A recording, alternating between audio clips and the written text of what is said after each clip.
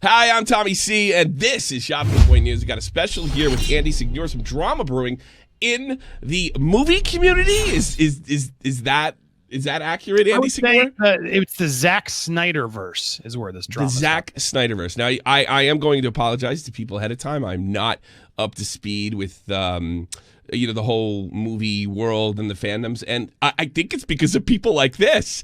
I actually mean that. They've just basically chased me away because it's not fun. It's a bunch of people trying to ruin each other's lives by painting, I don't know, just with pejoratives and trying to make them out to be bigots and things of that nature. So let's get to this. Now, who is this fine gentleman right here with the big old badass beard? That is Jody Joe of Jody's Corner, and we do collabs. We have a weekly show, each doing each other's channel. And Jody was one of the first people. I don't know, people who know me. Like I got Me Too'd back in 2017. I was on the show here, so thank you, Tommy. Mm-hmm. But when I did that, Jody was one of the people out there that actually was like asking questions, and I had a friend who pointed that out to me, and then I started watching, and I like Jody because he's real. He doesn't cater and bow down to this stuff. Like he has opinions, he sticks to them. And so we've been vocal about this. Vocals. It's weird. It depends who you ask. If you ask fans of Zack Snyder, who's the director of the Justice League and Batman v Superman 300, he did the Watchmen movie. I've been a fan of Zack stuff like up until he did his DC movies. Like I wasn't a fan of Man of Steel. His Superman was just too dark for me. I have a Batman tattoo. Like I'm a DC fan. You're hardcore. But I just his movies just weren't my style. And when I ran Screen Junkies, I didn't hide that opinion. And to be honest, back then, a lot of people were sort of leaning in, making fun of Zack. And so what happened was he got people. Marvel was killing it, and then DC wasn't performing as big, and so fans got mad. And there was this sort of, group of DC fans who I remember them there. They were just like, no, this movie's amazing. Okay. So that's important for the context. So anyway, fast forward to try and give you because I know you don't know. I'm just trying to give you the real, and anybody who doesn't follow this, the quick rundown. Roger that. Zack Snyder was supposed to make Justice League. It was going to be like a 2-part Justice League of all, the bringing of all the heroes together. And then tragedy hit, and his daughter committed suicide. It was awful. Horrible.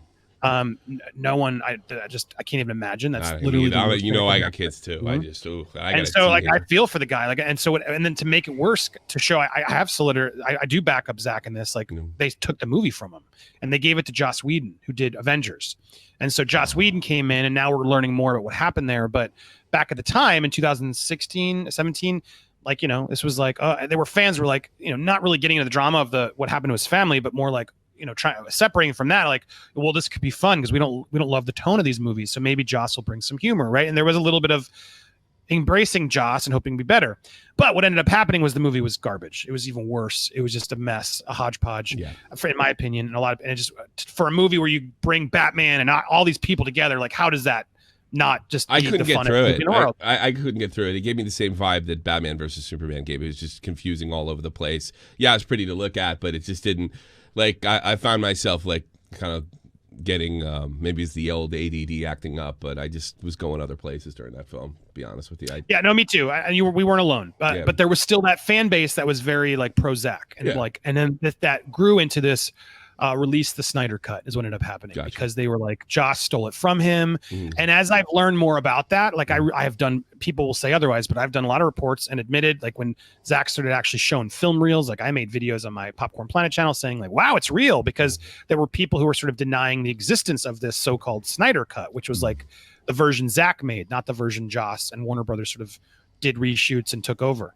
And so that sort of brew, and it became this sort of impossible thing that no one believed was real, right? It was not that it was real, but it wasn't going to ever happen. You know what I mean? Yeah. And then I did a story back, in the spring that from a Warner Brothers rep who told me it's never happening. We're so sick of this. He's got to stop with this hashtag. It's never happening. We hate Zack. We want nothing to do with this. We're never working with him again. That this was intense. And I was all right, I'm going to run with this because I was getting a little fed up too, because it was sort of look, put up or shut up at a certain point.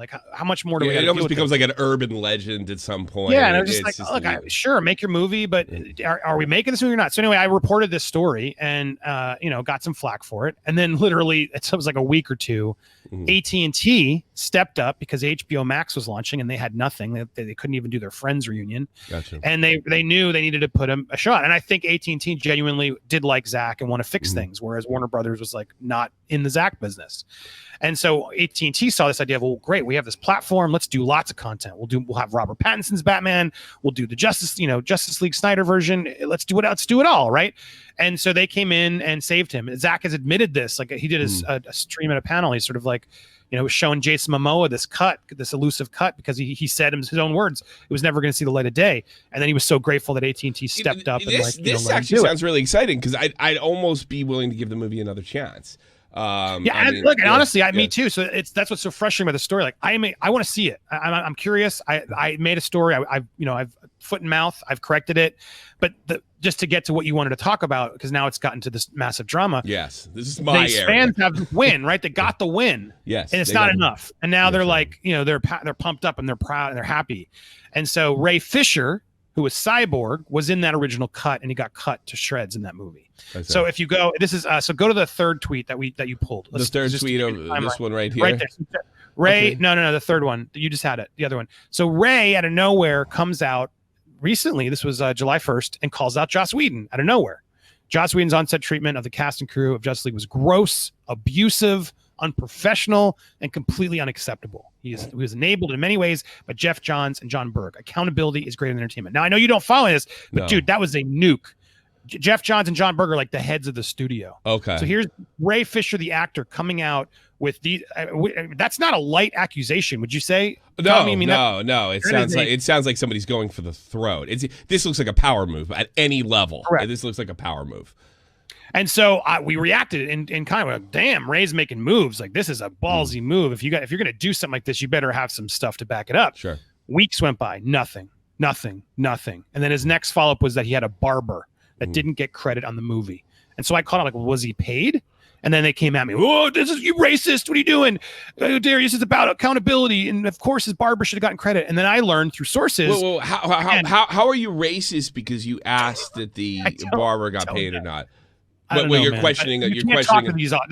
It's not all Zack Snyder fans. I want to make sure I'm clear. Yeah, I'm sure. All the time, they won't clip this part, but there's a lot of really nice Zack Snyder fans. I just want to get this. Is he saying that the fact that you question an African American, just the simple act? Yeah, well, you can see it. I should have grabbed that one too, but there was this barber tweet he did where he talks about his barber he brought in his barber who took time off from a successful shop, and they wouldn't give him credit. And so and he was retweeting like varieties, like making sure people get credit, different, other groups. And so I wasn't even disputing about it. I was like, well, did he get paid? Because the way it was tweeted, the way Ray wrote it, this like 4-tweet thread, it was confusing to me. And then I found out through a source at the studio, through where they shot it, that Ray allegedly, again, I can't confirm, but I've heard this and from a reputable source who was there. Ray just brought this guy in on his own accord and didn't get the studio to pay for it. And if you know anything about production, like unless the studio, I know something about going to work. I can't just bring somebody with me and get my employer to pay for it. That person, you can't just give them credit. It's nothing to do with So we're Ray. talking about a Hollywood personality that has an ego the size of Montana, and he's expecting the world to bend to his will. And I don't say that meanly. Like he's admitted he's like nobody in this cast. He's like number 8 on the cast list, right? Who's now pumping up because of the movement, because of the world, because of everything. And now Zach's got his thing. It's like, all right, and he's embracing this sort of army he's growing.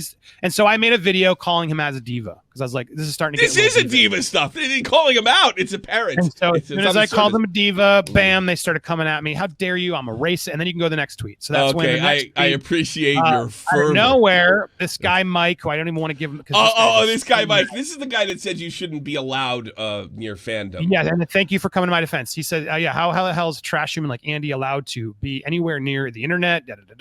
You did come to my defense. Yes, I did. Because I live in Germany, and this sounds like something that would be said 80 some odd years ago. You are not allowed. No, shut up, Tommy. Das ist verboten. Halt's Maul. I mean, really. People in this fandom tell me, I have people in this fandom who are, the minority group of this fandom who are like, Andy shouldn't have a family. It's just how toxic this group is, and they're just confused why we're upset or calling out the toxicity. You know, I've been doing a lot of reading. The I've been doing a lot of reading. The old Soviet Union had these people like these Russian apparatchiks, and they were just basically bureaucrats inside the Soviet Union, and they would like clip each other and do this to each other, and just to kind of move up, just kind of to move up to the pyramid. And we're seeing this type of similar behavior. And if you look at Ray Fisher's timeline, you probably could come to this conclusion too. We're seeing very similar type of behavior. This is forbidden, that's forbidden, this thinking's forbidden, this speech is forbidden.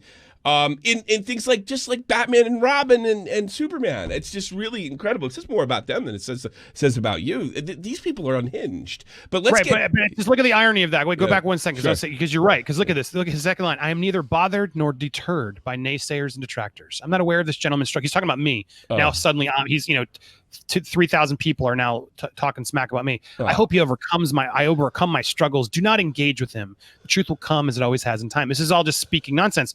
So let's see if you believe if he cares. If he really, listen, or bothered. I've been doing this social media things for professionally almost 4 years now. Everybody cares. Everybody says they don't care.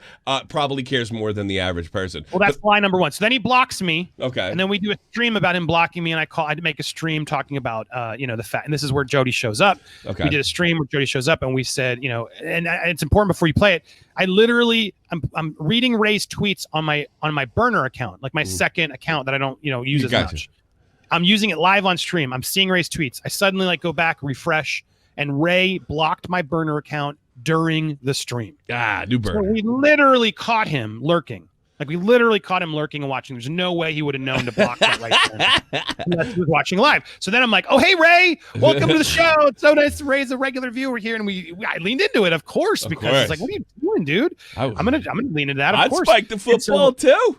That's funny. And so Jody calls in, and you got to remember, I'm trying to give you the whole story. The night before this, we had this Ray stream talking about the barber and everything else. We started with Kanye. We were talking about Kanye West. And how Kim Kardashian and Kris Jenner, Jody was making this whole argument that they're the ones who have made Kanye go crazy because he's stuck in the movie Get Out. And it was a argument, and Jody was hilarious. And it is hilarious.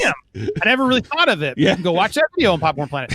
But we had that conversation, then we pivoted to Ray and the barber shop. So there was a connection between Kanye and Ray, which people don't want to admit or acknowledge. And so keep that in mind when you hear So anyway, this is what happened. So then Ray goes, I'm unable to tell out of nowhere. After we were done, I was talking about plenty of other stuff. Okay. Then Ray said, who is this streamer right now? Is that Ray himself? This guy that's streaming? Some scumbag bottom dweller who is a nobody who's admitted to me he did this for clicks. I have a DM to prove it. But yeah. Jesus. All right. So listen.